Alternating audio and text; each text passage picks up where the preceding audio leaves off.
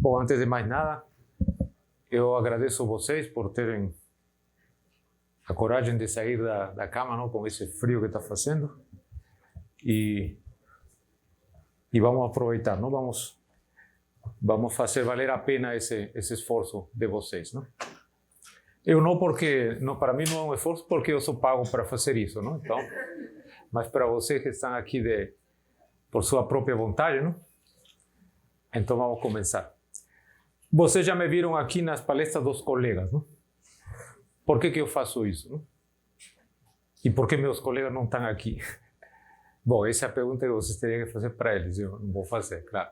Mas por que eu estou na palestra dos outros? Isso eu posso responder. É porque eu sou muito curioso, então eu gosto de saber o que os outros estão falando e que eu posso ajudar vocês a entender melhor. Tá? Então, por exemplo, ontem alguém perguntou sobre se a história da astronomia que foi mostrada, é ela que perguntou, se a história da astronomia que foi contada aqui, que é mais ou menos o cenário estándar, padrão da história da astronomia da civilização humana, isso é o correto ou tem contribuições que ficaram do lado de fora, não? A pergunta não é simples e, em parte, eu acho que é uma questão cultural. Então, cada cultura um próprio que semeia suas próprias, seu futuro, não? Se cultiva a ciência, então provavelmente vai se dar bem. Os índices de bem-estar, saúde, economia, etc., nas cidades avançadas têm uma correlação forte com a presença de indústrias, não? São países industrializados e de uma boa comunidade acadêmica, digamos. Então, nesse livro aqui que eu quero recomendar, que eu tenho, mas não emprestei, então não posso mostrar para vocês ao vivo a cores, mas eu tenho esse livrinho. Esse livro é de Isaac Asimov, ele é muito bom. Ele está bem escrito. Isaac Asimov é um divulgador muito bom, então escrever bem não é fácil. Aliás, poderia ter mencionado antes, ou alguém já mencionou para vocês, mas redigir um TCC, uma dissertação de mestrado, uma tese de doutorado ou um artigo científico está entre as coisas mais difíceis de fazer, porque redigir é difícil, tá? É muito difícil redigir. E não tem um minicurso, um curso que diga, aqui vamos aprender a redigir. Não, senhores. É um esforço pessoal, com a ajuda de outras pessoas que sabem mais, em geral os orientadores, os colegas, né? Mas é difícil mesmo. Bom, então Isaac Asimov escreve muito bem, e esse livro é uma joia, porque traz, resumidamente, muito do que está sendo mostrado, vocês já sabem, não? As expertises de Tycho Brahe, de Kepler, de Fraunhofer, como uma coisa foi puxando a outra, não? Mas, de novo, como o negócio é cultural, ele só seguiu a vertente principal, não? Ele não recopilou ou colecionou as histórias de contribuições que, ao final, foram esquecidas. Isso vai depender um pouco das pessoas, não? Por exemplo, a contribuição da Henrietta Leavitt, quando eu estava fazendo doutorado, ninguém falava em Henrietta Leavitt, não? Isso é uma coisa bem recente que alguém se deu o trabalho de resgatar a contribuição dessas pessoas, desses astrônomos, e agora todo mundo reconhece o esforço dessas pessoas. Então, é um esforço de todos nós, não? Contribuir para isso, tá? Esse é o ponto 1 que eu queria comentar. O ponto 2, já é melhor deixar para final. O ponto 3, essa figura da direita que é o Ballet Cluster, não? É a mesma coisa que nós fizemos na segunda-feira. Essas linhas verdes são linhas de equipotencial gravitacional, que é o mesmo que aqui está desenhado nesses circulinhos aqui. Então, vocês conseguem unir uma coisa com a outra. Não estão aprendendo duas coisas diferentes, separadas, estão aprendendo a mesma coisa. Tá? Potencial gravitacional é aquilo que rege os fenômenos do universo, não? Nesse caso, o Ballet Cluster, não? Eles estão sendo atraídos, eles estavam próximos, interagiram, e o estudo das pessoas é para desfiar, entender o que está por trás disso. As perguntas começam por que são as mais difíceis, não? Por que faliu o Império Romano? Alguém tem uma ideia? Certo. A comida está mal distribuída. Na verdade, os ganhos estavam mal distribuídos. Sim, mas por que eles não tomaram precauções? Por favor, Martina. Eles pararam de expandir, e daí quando eles pararam de expandir toda aquela economia expansiva, veio que entrou em crise. Perfeito, por que entrou em crise? Você já fizeram... Quanto é 50 por 50? 2.500, não? Fácil. Façam essa operação em números romanos. Quantos dias vão demorar para fazer isso? Não dá.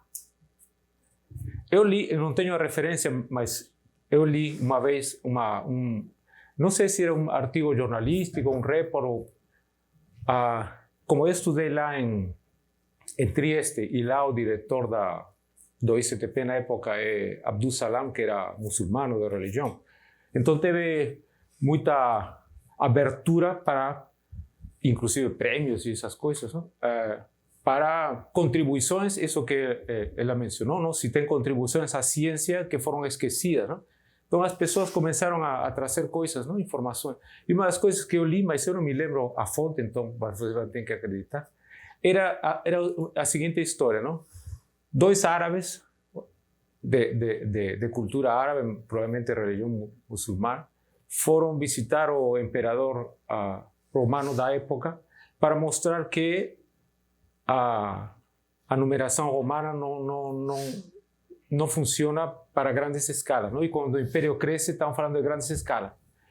E que eles deveriam mudar o sistema para o sistema arábico, não? Os números que a gente usa, 1, 2, 3, são números arábicos. Aí o imperador romano não deu a mínima, não? Ele não entendia por quê, para quê, se estava tudo indo bem, não? E ao final, então, o que aconteceu foi justamente isso, não? Eles tinham tantos exércitos e recaudação de tributos e tudo mais, mas não tinha como levar a contabilidade. Então, foi se perdendo pelo galo, não? Provavelmente corrupção e coisas assim. Então, quando o fenômeno é muito grande, que cresce muito de escala, então, ocasiona problemas extras, não? Que não são levados em conta quando a coisa é pequena, não? Então, vocês têm aí mais um motivo para se interessar por ciência, não? Outro motivo para se interessar por ciência e por sociologia é curiosa a forma como vocês se sentam. 10 anos atrás eu teria pedido vocês para ficar mais na frente, mas onde vocês estão está perfeito, porque eu tenho slides que mostram por que vocês estão sentados aí. E a pergunta começa por quê. Eu vou mostrar isso para vocês. Tá? Então não se mexam, não troquem de lugar, porque eu falei agora. Ele falou. Tá bom? Então, mas isso vai ser bem no finalzinho da aula. Vamos lá? Ok. Bom dia a todos, muito obrigado. Vamos começar a aula número 2. Estamos um pouco em cima da hora. Eu costumo começar por onde eu terminei da outra vez, não? Então, da outra vez terminamos com 5 mais 1 slides, não? Aprendimos que os dados são os que vão determinar qual é o modelo correto, não? Em ciências naturais isso é assim. Aprendimos que a força gravitacional é diferente de todas as outras forças conhecidas e por isso ela precisa de uma descrição diferente. Então, espaços de Minkowski não servem mais para descrever interações gravitacionais, precisamos de espaços-tempo curvos, corremos atrás disso, não? Conhecemos o Sr. Riemann é meio esquecido fora da geometria diferencial, mas eu estou aqui para resgatar ele, não? A contribuição dele é fantástica. E a ideia genial de Einstein foi capturar justamente esse trabalho genial de Riemann, não? Então, a genialidade de Einstein é saber... Ele estava no lugar certo na hora certa, por dizer em 2 palavras, não? Então, a relatividade geral é formulada através dessas equaçõezinhas, que se chamam equações de Einstein, não? Beleza?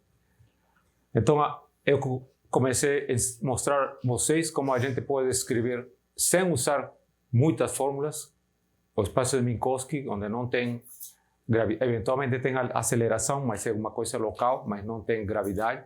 E espaços-tempos curvos através dessa métrica, que aliás tem um nome, que é o Karl Schwarzschild, matemático alemão, foi o primeiro a descobrir que cara tem, não? Aprendimos que isso pode ser generalizado um pouquinho, não só para uma massa pontual, sino que ele pode ser generalizado para um campo φ.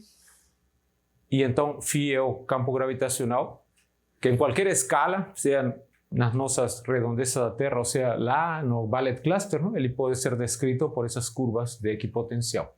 E funciona muito bem, como vocês sabem, o Rogério mostrou para vocês ontem, funciona muito bem para descrever sistemas astrofísicos, tirando todas as propriedades possíveis, imagináveis. Quinto slide, então, aprendemos que o espaço-tempo do universo, do nosso universo, é um universo em expansão. Os experimentos, as observações de Hubble e de 1929 e depois de Hubble-Humason mostram isso claramente.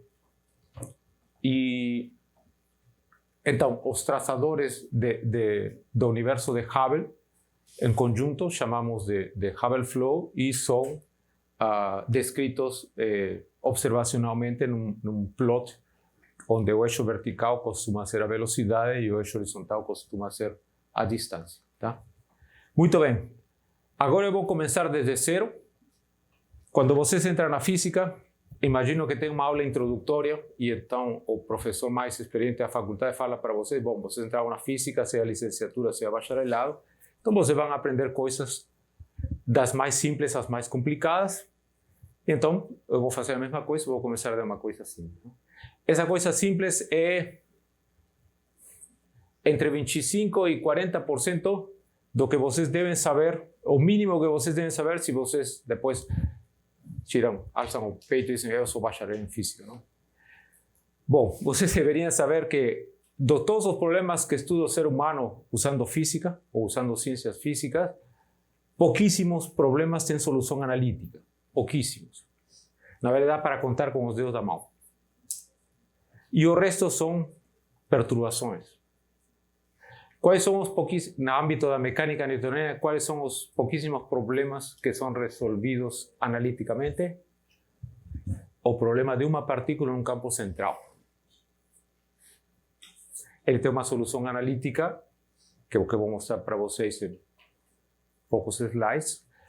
Deveria ser de conhecimento de todos os que estudam física, mas, como provavelmente não é, eu desfio abri um pouco as contas. Beleza? Uma partícula em um campo central. Armando, e duas partículas em um campo central, esse problema é resolvido fazendo um truque matemático, entre aspas, fazendo com que a descrição das duas partículas seja descrita por uma função só e a massa das partículas por uma quantia que se chama massa reduzida. Então é possível reduzir tudo analiticamente. O problema de duas partículas num campo central é possível reduzir a uma partícula num campo central por um algoritmo matemático, por uma mudança de variáveis. Solução analítica exata, mas não conta porque um é equivalente ao outro por essa transformação matemática. Armando, e o problema dos três corpos não tem solução geral analítica. É o que mostrou Roy no primeiro dia e ontem acho que também Gustavo. Não? É aquele famoso problema que até teve um prêmio, não? Lá na Europa, algum rei propôs dar uma boa grana para alguém que resolvesse analiticamente o problema dos três corpos. Ele tem solução analítica só em casos especiais. Quem resolveu isso se chama Joseph Louis, são os nomes dele e o sobrenome Isso, Joseph, obrigado. Joseph Louis Lagrange.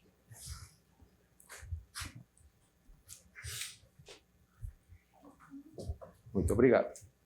Então, Joseph Louis Lagrange encontrou as soluções que, dado dois corpos, o terceiro só pode estar estável aproximadamente em 5 posições. E são os 5 pontos de Lagrange.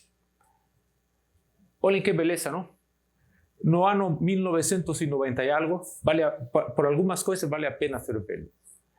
Eu estava sentado esperando em algum lugar, não? Tá, vocês sabem, nas salinhas de espera de lugares públicos tem sempre revista, não? Aí pego uma revista e tinha 2 camaradas dando uma entrevista para um jornal, dizendo que eles sabiam como fazer abaixar os custos dos satélites,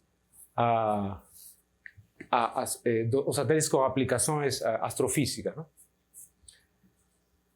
A ideia parecia... Eu já sabia o problema dos 3 corpos Lagrange, porque eu tinha me interessado nisso na graduação. E então, o que esse pessoal propunha? Não? Eles diziam, se a gente consegue lançar um foguete e levar um satélite para o ponto L2, então ele vai ficar aí, em posição estável, por todo o tempo que o ser humano quiser, porque esse lugar é bom e não gasta nada para estar aí.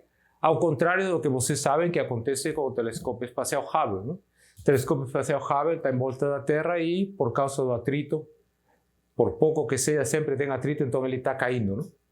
Daqui a alguns anos ele vai cair. Já teve esforços por subir-lo, mas não vale a pena, etc. Então, a morte natural do satélite Hubble, do telescópio espacial Hubble, vai ser porque ele vai cair na Terra. Então, a Terra não é um bom lugar para deixar um telescópio. Mas o L2 é. Ideia maluca, não? Pensei eu, não? Que vão conseguir? Era 90 e algo, entre 95 e 2000, essa revista. Não?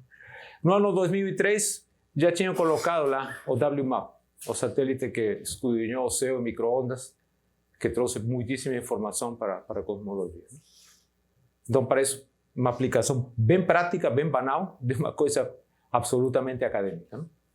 Beleza, então, a segunda lei de Newton, massa por aceleração, do lado direito, eu estou colocando em azul porque, na verdade, para muitas das contas, ele não precisa ser colocado desde o início, pode ser colocado no final. Tá? Seria a força gravitacional newtoniana, beleza? Então, tem que usar vetores, não? Porque é um problema tridimensional. O raio vetor é escrito dessa forma, o vetor unitário na direção radial é escrito dessa forma. Na verdade, esse aqui é a derivada desse aqui, derivada temporal, é só seguir as continhas. E ao final das contas, então, eu tenho que a aceleração vetorial, ela é composta de dois pedaços, uma parte radial e uma parte transversal. A parte radial vai se igualar com essa parte radial aqui, não? E a parte transversal não tem contraparte, então ele é zero. Isso quer dizer que essa quantidade aqui é zero, mas se vocês lembram do primeiro dia, falei que nem precisa cálculo integral, basta cálculo antidiferencial. Então, se vocês sabem derivar, sabem antiderivar. Então, fazem a antiderivada desse aqui e vocês descobrem que esse aqui é a antiderivada disso que está aqui, é essa quantidade aqui. L ponto entre MR, isso aqui é igual a zero. Não? E L, então, é o que em mecânica clássica chamamos de momento angular. Não? Então, ele está mostrando que o momento angular se conserva. O que já era esperado, porque como não tem forças externas, a gente já sabe que Newton diz que quando não tem forças externas se conserva. Não? Beleza, continuamos. E então é possível fazer com a equação toda antiderivação. Já não tem esse lado da parte transversal, fazem antiderivada da parte radial e encontram essa expressão aqui. Isso aí parece ser universal, porque tem uma parte que reconhecemos como energia cinética, tem uma parte que reconhecemos como energia potencial e é igual a uma constante. Não? Essa é a equação de conservação de energia. Por que trago eles para vocês? Já vai ficar bem claro em uns poucos slides.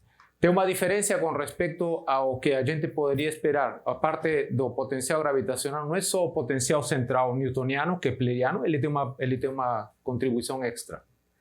Devido a que ele é zero, diz então que aí a contribuição extra é o momento angular orbital. Então ele tem um pedaço que é a energia cinética, K, porque está escrito em inglês, kinetic, não? E aqui tem a contribuição de energia potencial feita de dois pedaços, um pedaço positivo, outro pedaço negativo. E a soma deles é uma constante e uma equação de conservação. Beleza. Isso ajuda a entender o problema muito, porque vocês podem graficar aqui a parte do potencial que é positivo e aqui a parte do potencial que é negativo. Como o potencial efetivo é a soma dos dois, não? Está escrito no slide. Então, eu somo os dois e tenho esse potencial efetivo. Beleza. O ponto de mínima é o quê? Então, se meu sistema, minha partícula está com energia E4, que interseca justo aí na base, então está dizendo o quê? Que meu movimento é circular, não? Está dizendo que meu movimento é circular porque a interseção dos dois me dá um R e esse R é único. Já se for uma energia tipo essa que está aqui, que interseca em dois pontos, então ele vai ter um R mínimo, a interseção me dá um R mínimo e um R mais. Então esse movimento é uma elipse. Então, dependendo da energia, eu posso perfeitamente, não preciso resolver a equação, não preciso ver nenhuma órbita marciana. Eu já sei, só pela análise desse tipo de informação, que dependendo da energia, então eu tenho movimento circular, movimento elíptico, movimento parabólico e movimento hiperbólico. Beleza, não? O que caracteriza os pontos de interseção? Bom, se vocês veem os pontos de interseção, o ponto de interseção E0 é igual à energia potencial efetiva. Então, se eu cancelo os dois lados, então fica que a energia cinética é zero. Então, nesses pontos, nos pontos de mínima e de máxima de afastamento, o R ponto não cresce mais. Então, R ponto não cresce e não diminui. Não? Aqui vai no mínimo, que é o periélio, aqui está o Sol, não? Aqui está Mercúrio, passa por aqui, está no mínimo, não diminui nem aumenta, R ponto é zero, depois vai aqui, aumenta, e aqui é o máximo de aumento e depois diminui. Então, R ponto é zero nos pontos dessa interseção. Beleza. Quem descobriu, então, ao final de contas, a quem devemos dar a autoria da conservação do movimento angular? A Newton ou a Johannes? A Isaac ou a Johannes? Então, a segunda lei é a lei de conservação do movimento angular. Então, ele descobriu sem querer querendo. Beleza? Então, tem aí mais um exercício.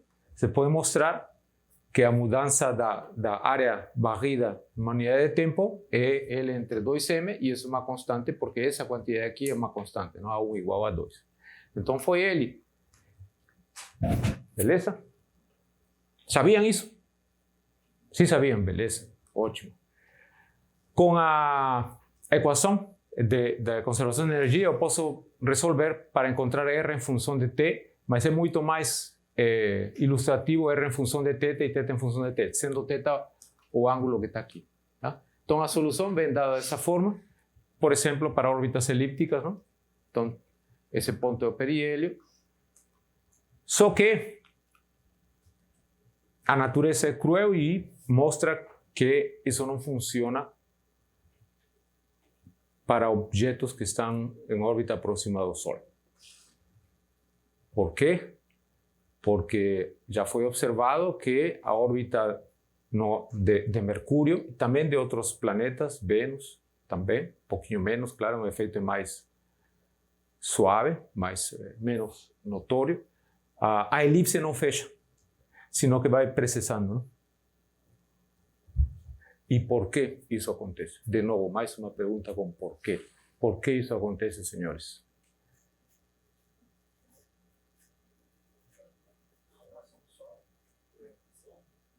Como? O Sol tem tudo a ver, certo? Mas qual é o motivo, razão ou circunstância de que o Sol faça isso? O que o Sol está fazendo com a vizinhança de Mercúrio? Então, vou botar aqui uma dica. Se lembram disso? Então, é o velho problema. O problema, todo santo dia aparece um dado e você vai lá e corre atrás e estuda se esse dado se encaixa no seu modelo ou não. Foi o que tirou o sono de Tycho Brahe, foi o que tirou o sono de Kepler e de muitas outras pessoas. Então, no século passado, teve três grandes demonstrações, provas, evidências, indícios de que a teoria newtoniana não era bom nem para o sistema solar.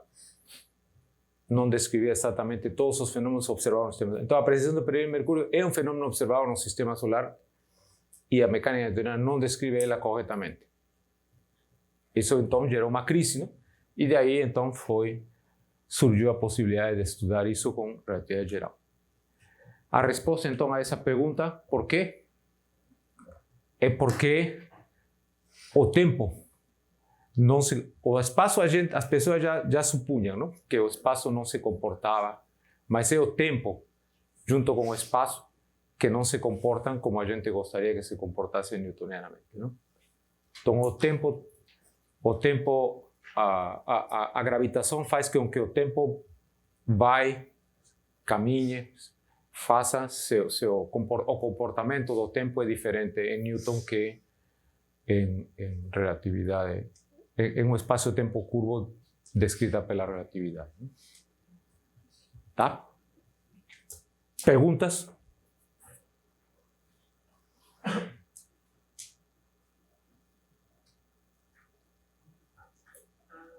Por favor. Uma dúvida. Quanto a esse esquema dessa imagem, poderia descrever, que eu não estou conseguindo entender muito bem? Isso está nos slides do primeiro e talvez a gente passou um pouco rápido. Então, é um experimento primeiro faz parte da relatividade geral, tá? A gravitação afeta não só a parte espacial, sino também a temporal. E como o espaço-tempo é uma unidade só, um ente só, então afeta o todo. Esse é um experimento bolado na segunda metade do século passado, que diz o seguinte, não? Se eu tenho fótons e eu disparo os fótons desde a superfície da Terra para cima, eu posso colocar um detector lá em cima e medir que a frequência do fóton mudou. Vocês sabem que se lembram da formulinha da física moderna, que é igual a Hν, não? Então a frequência proporciona energia. Então, é possível medir que a frequência diminui. Ou seja, ele perde energia quando ele tenta sair de um campo gravitacional. Isso já é conhecido como velocidade de escape para coisas materiais, para objetos que têm massa. O fóton não tem massa em repouso, mas ele também fica sujeito à gravitação. Ele vai perdendo energia quando ele sobe. E essa perda de energia é na formulação da métrica do espaço-tempo é medida por um andamento do tempo mais lento. Então, na proximidade de um objeto massivo, o tempo vai mais devagar que comparado com longe. Tá? Tá bom? Mais ou menos para vocês? Tá? Ok. Então, nós aprendemos, essa é a última de Newton, daqui em diante é só pedreira. Então, o que aprendemos da mecânica newtoniana?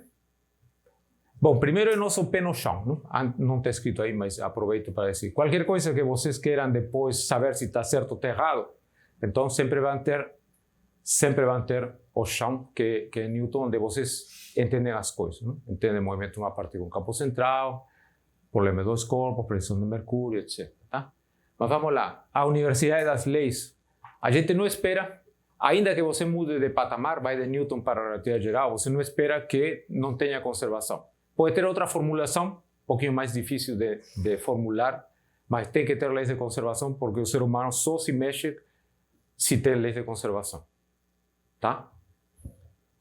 Número 2, alguns foram feitos tentativas de fazer teoria perturbação da mecânica newtoniana para descrever o movimento da precessão de período de Mercúrio, mas não bate. A descrição perturbada não bate com o observado, então não é suficiente. Mas valeu a pena porque as pessoas, então, se acostumaram a fazer perturbações, e isso é muito bom. Não? Teoria perturbativa é muito bom. Tá? Então, deixa eu fazer um parênteses.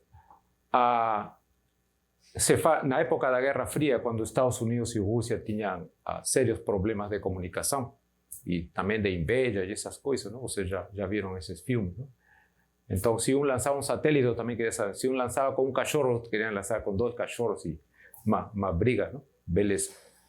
Então, é bem notório que a ex-União Soviética era muito pobre, não? O desenvolvimento tecnológico era diferente aos americanos, que o capitalismo estava cheio de grana. Então, mandaram um foguete para dar voltas ao redor da Terra e depois trazer o astronauta em segurança, não? Era uma coisa do qual eles não tinham problema de recursos. Então, vocês já devem ter visto, seus pais contaram para vocês como foi quando os astronautas voltavam na Terra. Não? Então, eles voltavam quando podiam calcular a órbita, não? Eles podiam calcular a órbita com 40 quilômetros de incerteza, não? Então, e no mar, não? Porque eram preparados para amerizar. E então, o que faziam? Colocavam 3 barcos, não? Total, tem muito barco, não? Colocavam barcos aí, no 40 quilômetros, e o mais próximo, então, ia e rescatava-os. E o que faziam os russos, que não tinham tanta grana? Os russos foram craques em desenvolver teoria perturbativa. Todos os métodos numéricos que vocês usam para resolver, inclusive os que estão em Python, estão baseados em teoria perturbativa desenvolvida pelos russos, pela necessidade de... Não vou dizer que a cápsula russa tem que cair em 10 metros, mas a ordem de 1 quilômetro. Teoria perturbativa, senhores. Não é brincadeira, não. Foi exatamente assim que aconteceu. Não? Vamos lá. Sim. E aprendemos que o conceito de campo gravitacional é sumamente valioso para entender a relatividade geral e todos os fenômenos que envolvem gravitação. como vocês viram na palestra de Rogério, não sou eu presa por isso, sino também não teria como medir lente gravitacional se não fosse porque tem campo gravitacional bem definido, bem entendido, tá? E essas pessoas são as que contribuíram, não? Esse senhor aqui é novo para vocês, é a primeira vez que apresento, seu nome é... Isso. E ele foi aluno de quem? Que legal, não? Que legal ter como professora os dois grandes, não? Que legal. Bom, Einstein teve como professor Minkowski, não? Legal. Muito bom, e essa é a equação de Poisson. Então, agora vem as pedreiras. Vamos lá. O universo de background. Nós estudamos o universo da forma mais simples possível. E a forma mais simples que a comunidade encontrou para descrever os fenômenos observados é separar background de perturbado. Claro que é uma entidade só. Mas primeiro entendemos o que é o background, que é o fluxo de Hubble, a expansão do universo, tudo bonitinha, e depois entendemos o que as perturbações, o universo perturbado faz com esse background, tá? Então, esse é o background, não? Tudo bonitinho, não? Todo esperado, o fluxo de Hubble esperado que os pontos caiam em cima da reta, não? Parece física geral que a gente faz isso, não? Primeiro coloca os pontos e depois coloca a reta, não? E então, esse aqui é o universo para simbolizar o universo perturbado. Então, o esperado é o da linha superior, mas o observado, mundo cruel, é o de embaixo. Então, vocês veem que tem pontos, e muitos pontos, que estão fora do melhor ajuste. O que está acontecendo? Está acontecendo que as linhas do universo de alguns objetos se desviam, isso que está aqui, né? Alguns objetos não seguem o percurso esperado no fluxo de Hubble, sino que eles se torcem. Por quê? Porque tem corpos, massas, gravitação puxando eles, não? E nós chamamos isso de velocidades peculiares, não? O fato dele não ter a velocidade esperada e ter uma velocidade modificada, chamamos isso de genericamente pelo bonito nome de velocidades peculiares, não? Beleza? Aqui, esse aqui são dados do alfalfa, não? Vou falar um pouquinho mais lá. Então, qual é a proposta?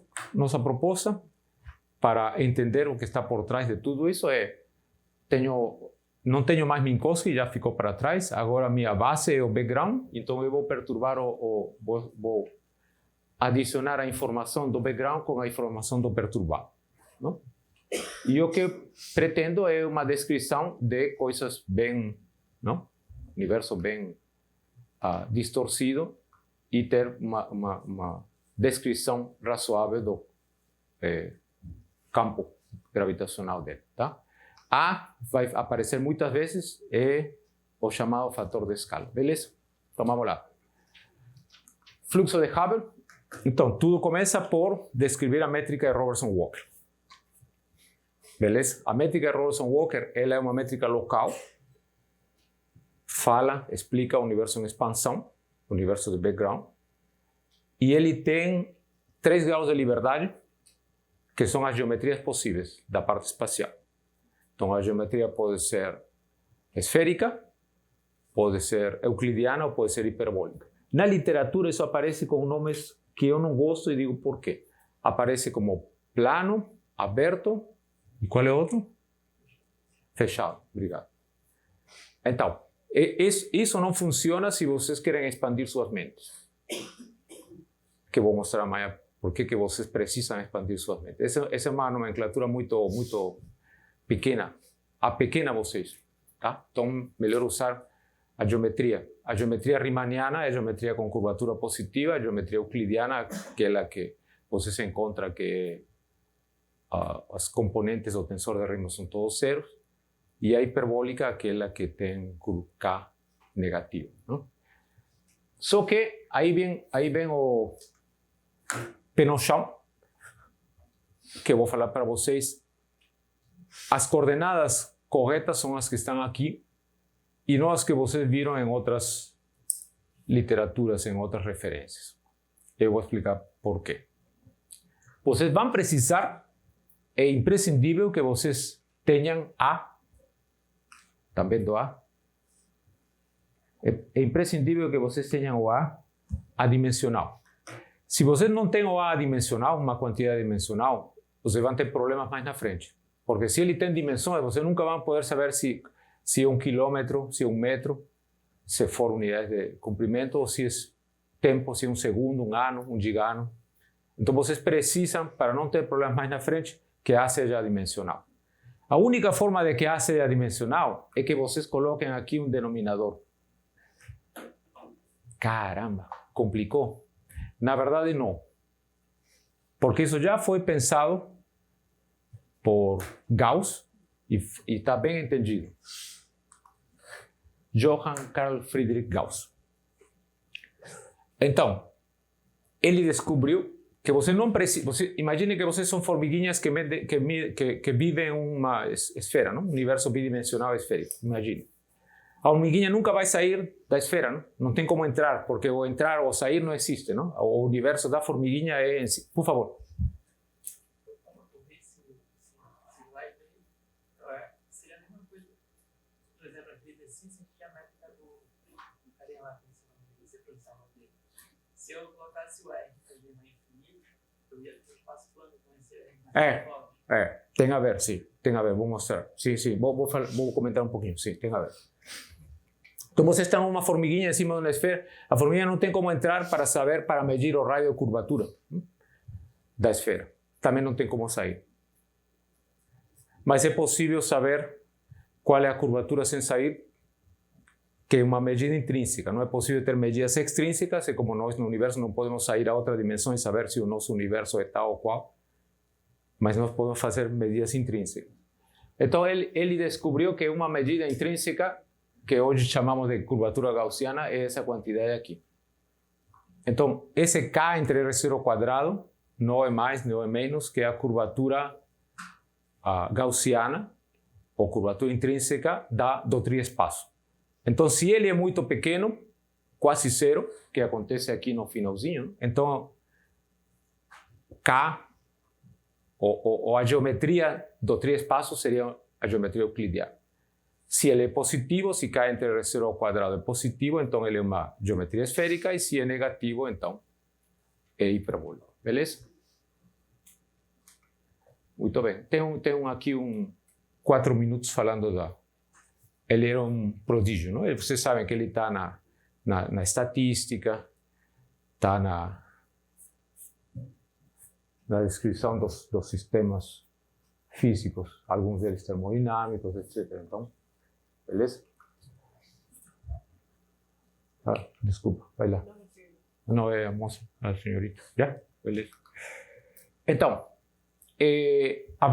o que segue, então, é equações de Einstein, não? Vamos resolver fenomenologicamente, não? As equações de Einstein, então, para essa métrica de Robertson-Walker, precisa do lado direito, não? Então, o que todo mundo faz, como diz a sinfonia de Mozart, não? Così fan tutti, não? Todos fazem a mesma coisa. Posso retroceder? Sim. Então, como todo mundo faz, então, o cenário padrão é assumir que o lado direito, o conteúdo do universo, corresponde a um fluido perfeito. Obrigado. Só que fluido perfeito, como está aqui, é uma coisa bem complicada. Tomou trabalho e acho que ainda não terminei, continuo nessa empreitada. Todo complicado que pode ser um fluido perfeito, um fluido normal. Então, um fluido normal pode ter condutividade térmica, pode ter viscosidade, não? Imagine com mel. Pode ter viscosidade cinemática também, igual que a fricção. Tem a fricção estática, a fricção cinemática, não? Tem o shear, não? Que faz distorções em direções diferentes, não? Shear. Então, a equação de estado de um fluido normal pode ter todos esses graus de liberdade, não? E com a hipótese fantástica, maravilhosa de fluido perfeito, então eu simplifico tudo isso para essa equação que está aqui, não? P é só função de ρ, e na maioria dos casos essa proporcionalidade de ômega é constante, não precisa, pode ser uma função do tempo. Então, um salto de galocha, não? De uma coisa bem complicada, uma coisa...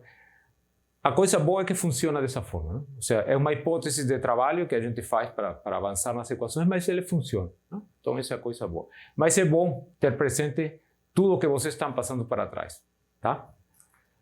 Friedman. Então, essa equação de Friedman pode ser escrita na versão da primeira linha ou, às vezes, descrita na forma que está na terceira linha. Não? A definição de H é universal, todo mundo chama de H esse quociente, e isso permite escrever dessa forma. Não?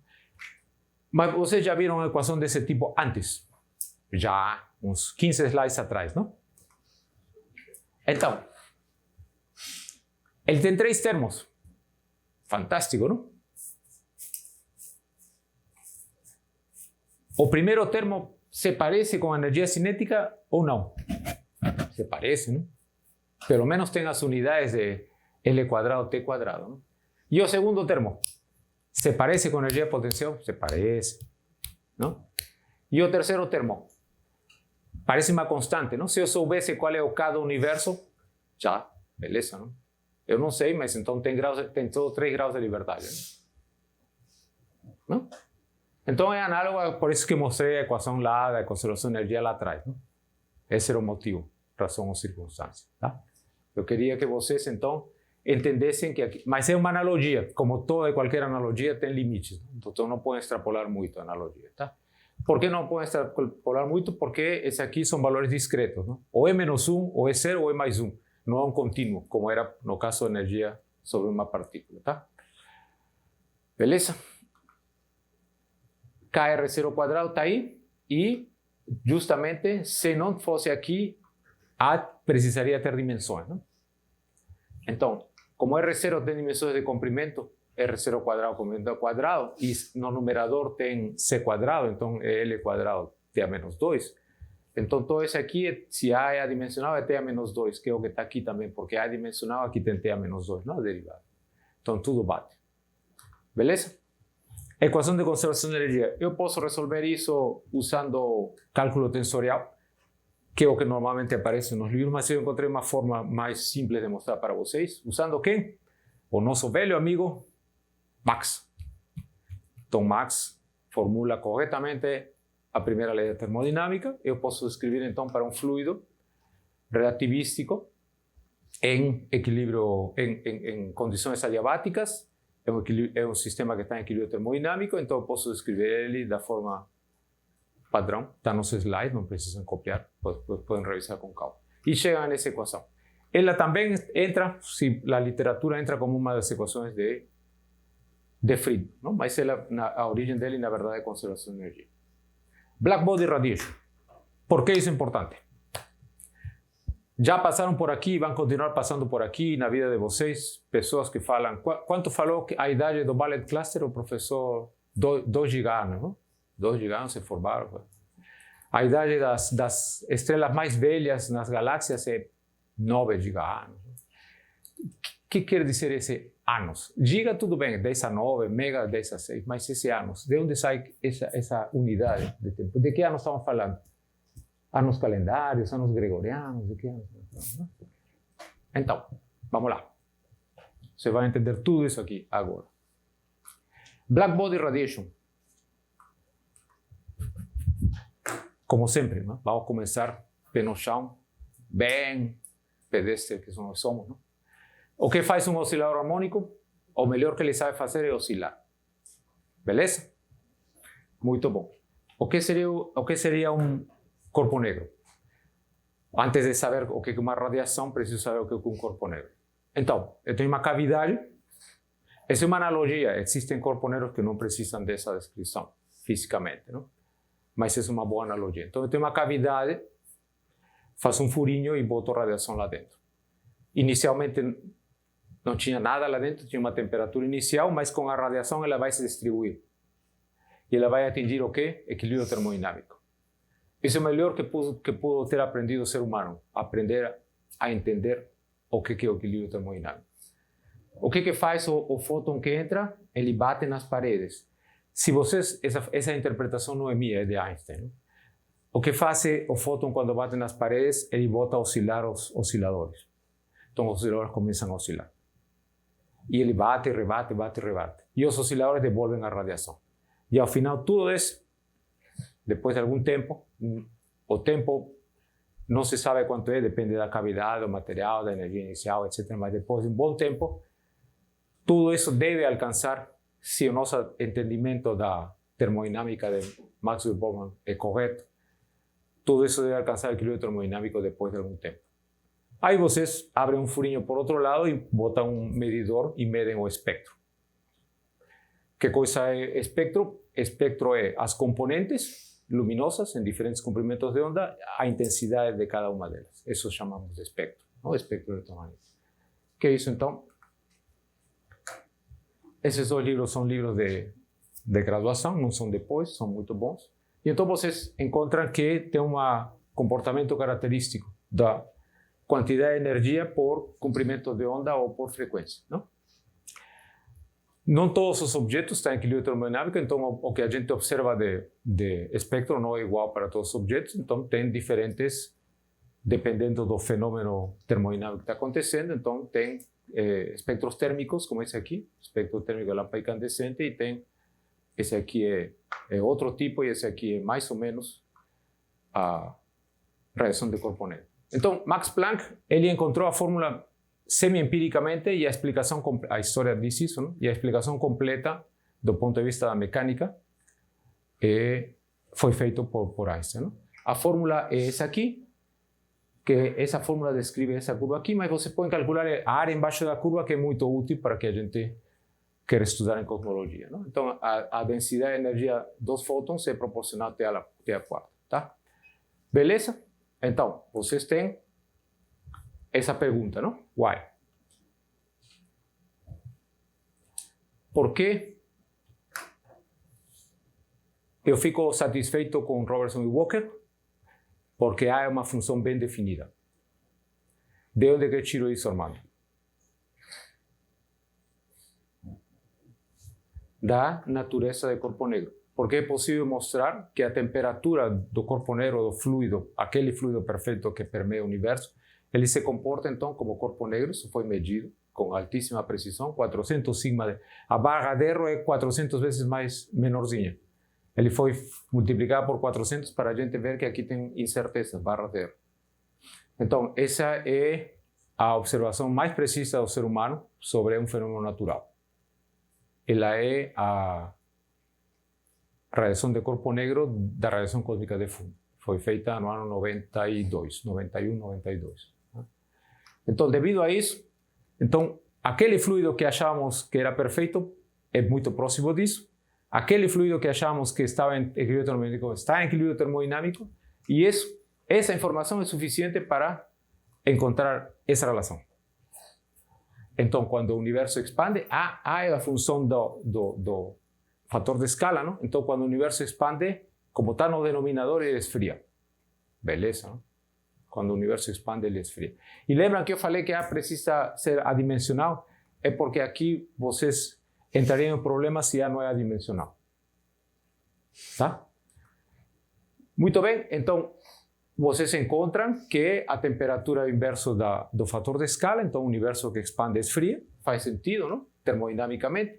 Posso fazer a operação A vai para cá e T vai para cá, e depois posso fazer A menos 1 não é 1 sobre A. A menos 1 é a função inversa, essa que vocês aprendem na primeira aula de cálculo diferencial. Função injectiva, biyectiva, etc. Para ter inversa, né? Bom, A tem inversa, e vocês podem calcular o tempo medindo a temperatura. Isso é fantástico. Então você não se precisa mais se preocupar de qual é a idade. Alguém pergunta, qual é a idade dessa estrela? 10 giganos. E onde você tira esses 10 giganos? Tudo está calibrado com altíssima precisão pela temperatura do corpo negro do fluido perfeito que a gente observa, que chama radiação cósmica de fundo. Então tudo faz sentido. Todas as vezes que os colegas já pronunciaram aqui a palavra ano, qual é a idade do sistema solar? Alguém perguntou, o Roy ou o Jordi Carvano falaram. Não? Mais ou menos entre 4 e 4,5 bilhões de anos. De onde vem essa unidade de anos? É o tempo cósmico, senhores. Isso é fantástico. Tá? Isso é fantástico. E então isso popularizou muitos desses slides, não? Que eu não vou mostrar para vocês, porque falei desde o início que aqui não é palestra de divulgação. Aqui o objetivo meu é dar conteúdo. Então eu estou explicando para vocês por que definir a idade de uma estrela, de uma galáxia, de um bullet cluster, do universo, etc., faz todo sentido fisicamente. Está em sólidas bases. Está tudo bem explicado. Medindo a temperatura de radiação de corpo negro, da radiação cósmica de fundo, é possível, então, definir o tempo dessa forma que está aqui. Tá bom? Perguntas? Bom, o seguinte tópico é a termodinâmica do universo em expansão. Não? Essa expressão aqui, o que eu vou mostrar agora, ele precisa dessa informação, e por isso não inverti a ordem. E como corolário, então, a densidade lembre-se dessa forma funcional, a densidade de fótons decai como A-4. Vamos lá? Então, de novo, mais uma vez, Max Planck em nosso auxílio. Não? Eu tenho a conservação da energia expressada na primeira lei da termodinâmica, tem um fluido relativístico num volume, num universo que cresce. Não? Então, posso expressar dessa forma, como está num slide anterior. O volume vai como A ao cubo, não? O fator de escala ao cubo. A energia dos fótons, então, é a densidade de energia. A densidade é energia por unidade de volume multiplicado pelo volume. Beleza? Aqui é a equação de estado, que assumi lá atrás, fluido perfeito, não? Beleza? Esse ômega é 1/3 para fótons, não? Então, para radiação, para fluido relativista, então posso colocar aqui 1/3. Beleza? E é só fazer um pouco mais de álgebra, não tem mistério nenhum. E chegamos nessa expressão aqui. Não? Esse ponto é a derivada. Não? De novo, eu sou viciado em antiderivar em vez de integrar. Não? Então, a antiderivada dessa expressão aqui é esse aqui. O que diz, então, que essa aqui é uma constante. Não? Ou seja, o universo expande, o universo que expande necessariamente vai esfriar. Não? Vamos lá? É possível as equações de Friedman simplificá-las? Sim, fazendo uns truques algébricos, não? Multiplicando, dividindo por essas quantidades. E então a quantidade importante fica sendo o ômega. Não? O quociente entre a densidade, por exemplo, a densidade de radiação, densidade da matéria, densidade de isso, do outro, pela densidade crítica que está definida aqui. Não? Uma definição útil, digamos. E ao final, então, a equação de Friedman, fim da história, é que eu posso expressar todas as contribuições e chamar elas de ômega. Não? É uma definição. Quando são 3 linhas, é uma definição. Então, eu chamo todas as componentes que formam o universo, chamo de ômega, ômega total. Então, tudo o que vocês queiram adicionar ao universo, está lá. Então, posso ter radiação, posso ter matéria bariônica, matéria escura, energia escura. Ele está lá. Curvatura, está lá. Não? E então posso expressar dessa forma mais simplificada. Ômega 0 é a soma desses 3 aqui. Deixo a curvatura por separado e por conveniência, porque se eu consigo medir ômega total, que é próximo de 1, então eu já sei que ômega K é 0, que é o que foi feito recentemente. Então, nós achamos hoje que o universo não é plano, mas ele é aplanado. Tem uma grande diferença entre uma coisa e outra. Ou seja, o universo ainda é curvado, mas a curvatura gaussiana dele é muito pequena. Então, chamo ele de aplanado. O correto é usar o politicamente correto é usar as palavras certas. Então, o universo não é plano, ele é aplanado, porque a curvatura dele é muito pequena, mas assumimos 0 por uma vantagem computacional. O modelo do universo tem um parâmetro a menos. E tendo um parâmetro a menos é mais vantajoso do ponto de vista da estatística. Mas ele não é plano, tá? Ok. Essas figuras são as que costumam aparecer, então são as famosas pizzas, não? O conteúdo do universo não é um pouquinho menos, 70%, 69%, em que chamamos de energia escura, matéria escura, 25%, e átomos, matéria bariônica, que chamamos em torno de 5%. Não? Então, a radiação hoje é muito pequena, matéria em torno disso, energia escura em torno disso. Não?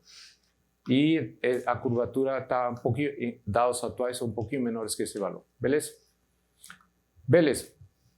Tem aqui alguns exercícios. Não? É possível mostrar, usando as equações que a gente já viu, é possível mostrar que a equação de estado da radiação é 1/3. Não? É possível mostrar que a equação de estado da matéria é 0. Como isso é possível, Armando? A matéria tem a equação de estado P igual a 0. É porque a gente... Falta quanto? Quanto tempo falta? 5 minutos, beleza. Eu vou precisar de 6 ou 7. Se eles concordam, claro. Não vou reter aqui ninguém contra a sua vontade. Então, a pressão zero, ômega zero, significa que a pressão é zero porque ele é tão ralo que parece poeira, não? Quando vocês passam uma vassourinha e tem luz entrando, não? Na sala, na casa, né? Não vem as partículas que parecem estar... A gravitação está agindo, mas elas são tão pouco densas, tão dispersas, não? Que elas quase não interagem e parece que não estão interagindo umas com a outra, então a pressão é zero. Então, as eras do universo são conhecidas através dessa informação. Eu sei que a radiação tem um comportamento como A-4, não? Que acabamos de ver. A matéria tem um comportamento como A-3, em algum momento se intersecam e isso chamamos de equipartição. Então, teve uma época em que a radiação era dominante, porque está em cima da matéria.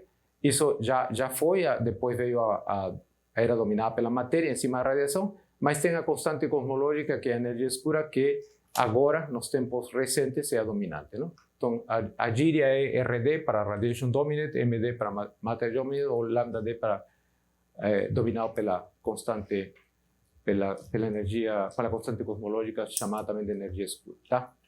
O universo real, vamos lá, o problema e a solução. Então, nós tínhamos isso, não? Esperado e observado.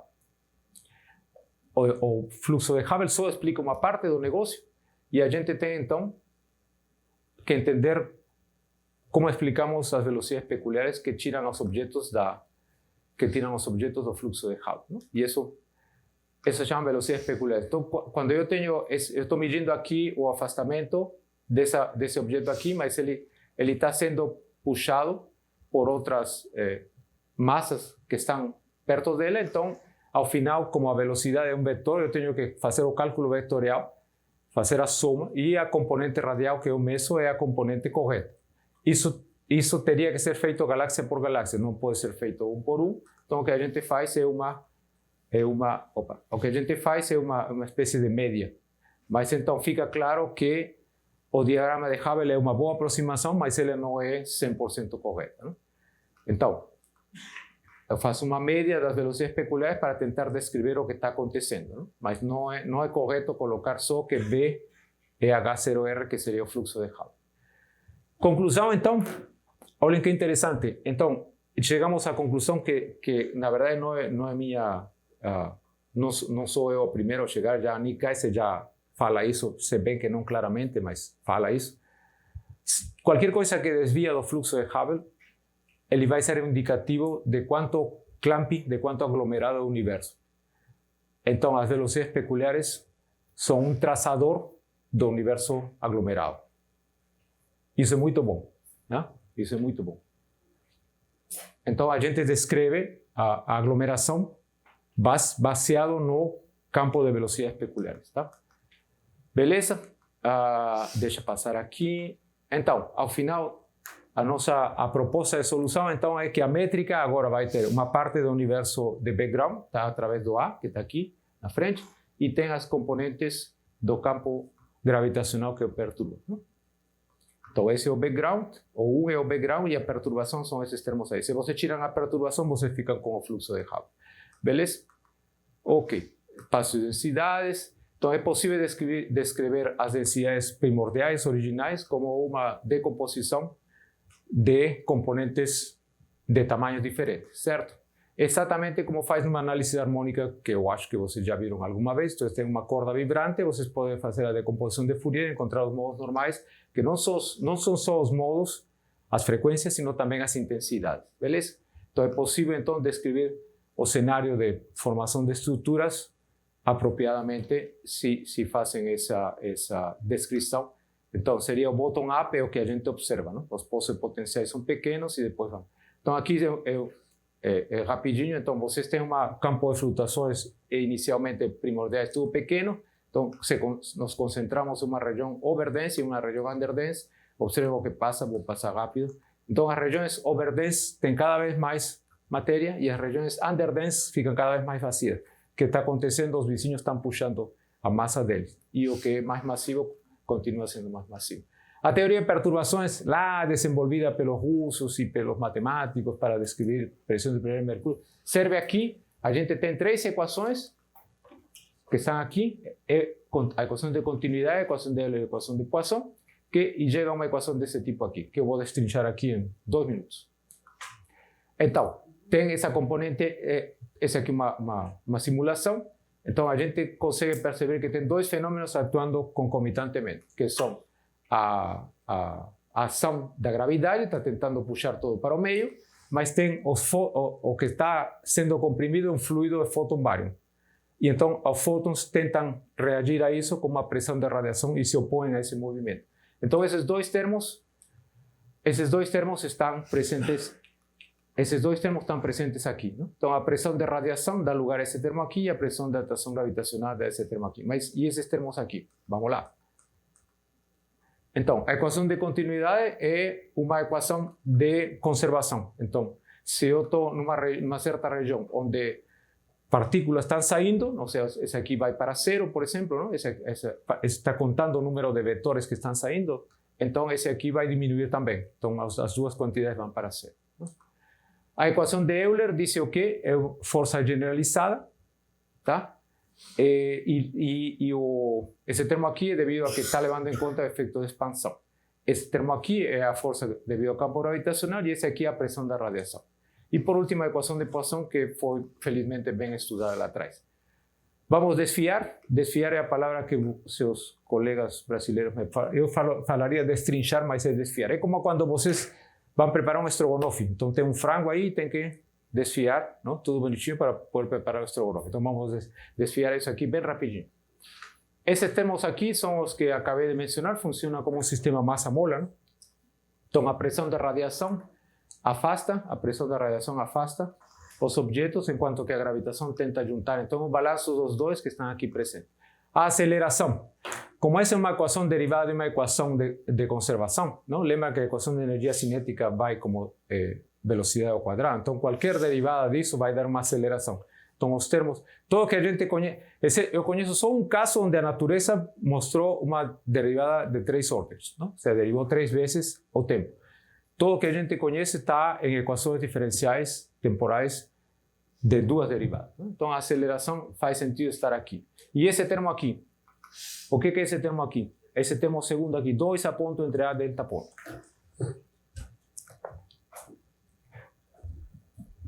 O que é isso aí?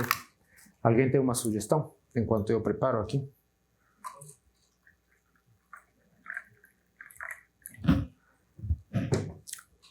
Isso aparece em muitos campos da física.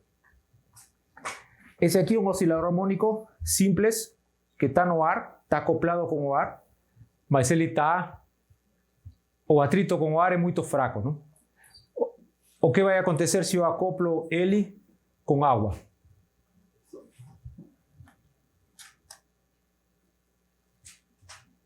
Ele amorteceu. Bacana, não? Quando eu acoplo ele com algo, ele reage. Bom, esse termo aqui não é outra coisa que o acoplamento do contraste, que é o delta, com o background. Se vocês mentalmente eliminam, não tem aceleração, o universo não expande, então a ponto é 0. E eu não tenho esse termo aqui, então eu não tenho água aí para frear ele. A expansão, o delta, é a quantidade que mede o crescimento das estruturas, a aglomeração. Então, como eu posso frear esse crescimento? Simples, com a expansão do universo. A expansão do universo freia, diminui o crescimento de delta. Exatamente como faz isso aí. Então faz todo sentido que esteja aqui, esse termo esteja aqui com o sinal correto e com a forma funcional correta. Vocês já viram isso, só que não se lembram. Olha, quando vocês estudam em Física 1, só que não prestamos atenção, eu me incluo aí, não? O professor fala e a gente não escuta, não? Quando a gente estuda o caso de um paraquedista, você vê que o acoplamento do sistema com o ar freia. Todo mundo sabe que o paraquedista freia, não? Senão se espatifa no chão. Não? Então, o acoplamento do sistema homem-paraquedas com o ar é através daqui. Mas isso também existe aqui, não? O movimento harmônico amortecido, é que acabaram de ver aqui, não é outra coisa que eu acoplar com algo que diminui sua velocidade. Não? Então, tudo faz a equação é complicada de obter, concordo. Precisa uns 3 meses ou 4 de teoria de perturbações. Mas ela pode ser entendida por todos vocês. Tá bom? Deixa eu ver se tem mais alguma coisa. A função de correlação. Bom, não vai dar tempo para explicar, mas vocês podem entrar nesse site aqui, nesse GitHub preparado pela Mavi. Já estou terminando. O GitHub preparado pela Mavi, aí tem um README file. Então a tarefa é, aí tem um conjunto de dados, são dados reais, e vocês vão fazer a função de correlação 2 pontos. A função de correlação está razoavelmente explicada aí, mas também está razoavelmente explicada nesses slides, mas infelizmente não sei por que o tempo me ganhou. E essa aqui é a resposta, não? Essa aqui é a resposta. Se vocês, por favor, querem fazer a função de correlação, a função de correlação é muito importante. A função, comprometido, não? Aqui se termino. A função de correlação é muito importante porque ela explica um monte de coisas, como, por exemplo, por que vocês estão sentados aí. Eu vou mostrar para vocês. O pessoal de Uberlândia, levante a mão. Não tem mais de Uberlândia e por isso todos os outros lugares estão vazios. Pessoal do IAG, levante a mão. Olha. O pessoal do Valongo. Está vendo? Todos aqueles grupos de pessoas que têm uma correlação estão juntos. Isso acontece na natureza também. Esses aí são aglomerados de galáxias, eles estão juntos. E a função de correlação diz isso. Isso que está aqui, esse pipoco de aqui, é característico de grupos de galáxias. E o que acontece se eu peço, por favor, se espalhem aí? Então, isso que foi feito pela Camila, está escrito o nome dela aí. Espalhou, e aí a função de correlação, em vez de ser assim, então ela fica assim. As correlações em astrofísica são importantíssimas. Né? E essa ferramenta é importante porque revela isso também. Bom, aqui para que conheçam, a que fez o Javi, o GitHub do função de correlação é a Mavi, que ela e a Camila são os resultados que eu acabei de apresentar. Preso. Vamos lá, enquanto vou passando aqui, tem alguma pergunta? Muitíssimo obrigado.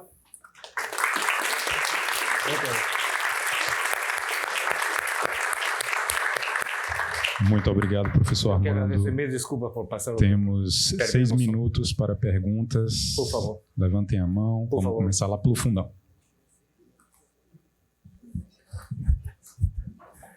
Obrigado. Obrigado a você. O único efeito que a gente vê da energia escura é esse afastamento? É a aceleração do universo. Esse é o mais...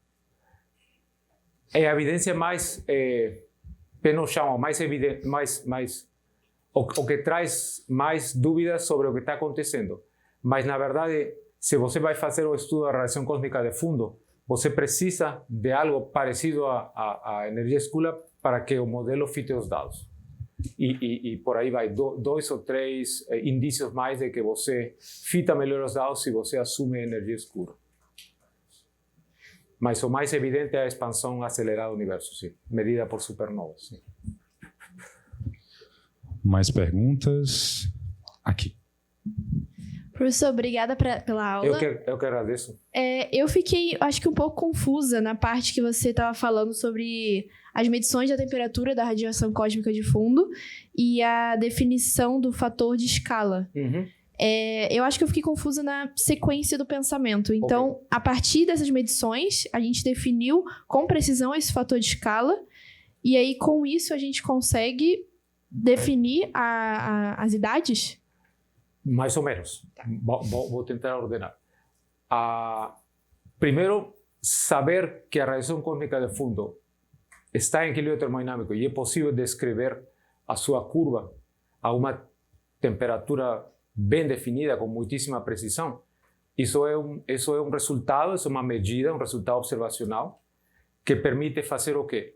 Por outro lado, antes disso acontecer, as pessoas já tinham feito esboços de como seria um universo onde tivesse radiação cósmica de fundo em equilíbrio a uma certa temperatura T. E tinham encontrado que a descrição mais simples, usando as hipóteses de Robertson Walker, é a temperatura desse fluido do universo em expansão, ele deveria esfriar como 1 sobre A. Já tinham encontrado esse resultado. seja, que a temperatura do universo está se sobreentendendo, temos a hipótese de que, ou como a radiação cósmica de fundo permeia o universo, então ele traz a temperatura do universo. Então a temperatura do universo muda porque o universo expande. Então o universo que expande, a temperatura esfria, a temperatura cai.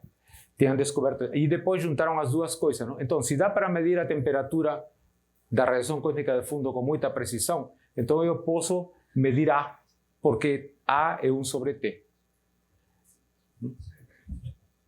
Obrigado a você. Mais perguntas? Ainda temos tempo.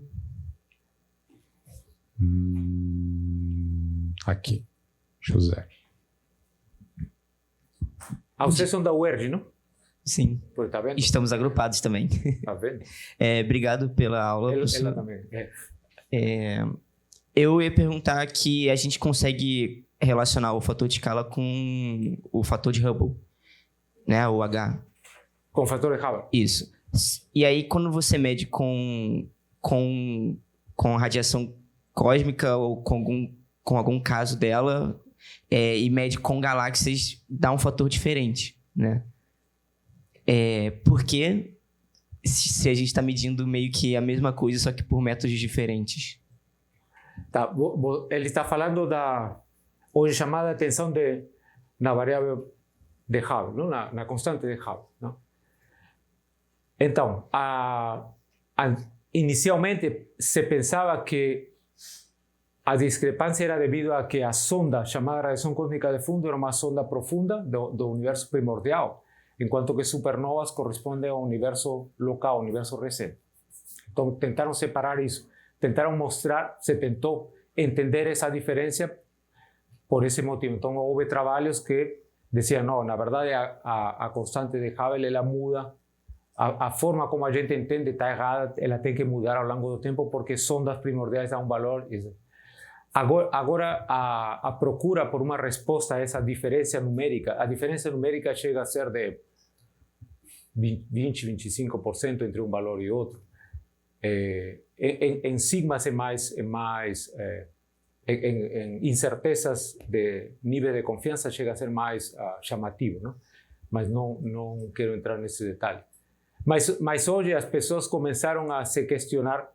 Os dados da radiação cósmica de fundo não tem muito o que se fazer. Eles estão aí, as pessoas já refizeram contas e o valor obtido lá é um valor engessado, porque é um modelo de 6 parâmetros e então se muda um, então vai mudar os outros e as pessoas não estão dispostas, estão meio engessado. Então as pessoas têm ido mais pelo lado de revisar os possíveis efeitos sistemáticos na medida de distância feita por supernovas. Que quer dizer efeito sistemático? São todos aqueles detalhes da medida, não só a medida da curva de luz, sino a conversão dela da curva de luz de uma supernova em uma vela padrão. Então, esse processo é um processo delicado que você só entende cabalmente se você faz parte. Então, quando teve discussões, etc., de pessoas que não trabalham nisso exatamente, a coisa fica meio comprometida.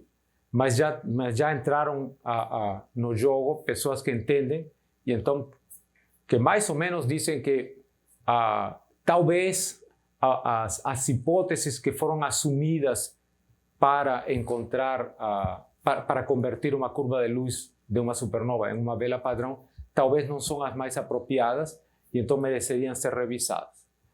O negócio continua, ou seja, a tensão continua e tem propostas na literatura, mas são bem exóticas, quase eu tendo a pensar de que é mais prático se a gente consegue entender melhor o processo pelo qual a curva de luz de uma supernova vira uma vela padrão. Pode ter pequenas hipóteses, ou hipóteses aparentemente inocentes que dizem, bom, esse aqui, se eu assumo esse aqui ou assumo esse aqui, a diferença é 2%. Esse 2% depois pode se arrastrar e vira uma bola de neve, ¿no? Então eu tendo a pensar de que esse tipo de hipóteses simplificadoras, ¿no? Que em algum momento todo mundo tem que fazer, talvez isso está comprometendo o resultado. Mas o chefe de grupo de supernovas que lidera esse valor de 73, 74 quilômetros por segundo por megaparsec, que é o Adam Riess, que é prêmio Nobel. Ele tem muito prestígio e ele tá bem antenado. Qualquer coisa na literatura que não está próximo do valor que ele vai atrás e tenta entender por que obtiveram um valor tão baixo, não? Tão próximo. Mas, honestamente, eu acho que ninguém sabe por que isso está acontecendo. Seriamente, ninguém sabe. Tem hipóteses. Entre as hipóteses, tem as hipóteses de incertezas, erros, hipóteses observacionais, que genericamente chamam sistemáticos, e tem hipóteses de tipo o modelo Lambda-CM não presta mais, então vamos partir para outro. É o que posso adiantar. Obrigado a você. Ok, vamos agradecer o professor novamente. Eu agradeço.